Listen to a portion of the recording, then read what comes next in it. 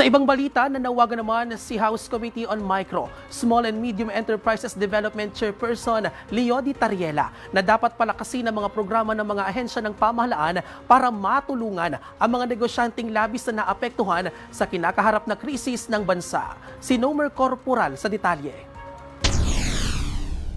Dahil sa sitwasyon sa gitnang silangan na nagdudulot ng pandaigdigang krisis sa petrolyo, direktang naapektuhan ang mga maliliit na negosyo sa bansa. Ilan sa mga ito ang napipilitang magtaas ng presyo ng kanilang mga produkto, magbawas ng empleyado, o sa pinakamalala, tuluyang magsara. Kaya naman nakikitang solusyon ni Occidental Mindoro Lone District Representative at Chairperson ng House Committee on Micro, Small and Medium Enterprise Development Leody Tariela ang pagpapalakas at pagpapalawak ng mga programa ng pamahalaan para sa mga MSME. Ayon sa kanya, sa panahon ng krisis, pinaka-naapektuhan ng maliliit na negosyante na limitado lamang ang puhunan at umaasa sa araw-araw na kita. Dagdag pa ng mambabatas, maraming programang inahandog ang mga ahensya ng pamahalaan para sa mga MSME, kabilang ang Department of Trade and Industry, Department of Science and Technology, Land Bank of the Philippines at mga local government unit.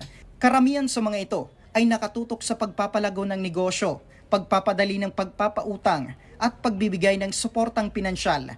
Binigyang diin din ni Tariela na dapat masuri ng pamahalaan ang aktwal na pangangailangan ng mga negosyante upang makatawid sa ganitong sitwasyon.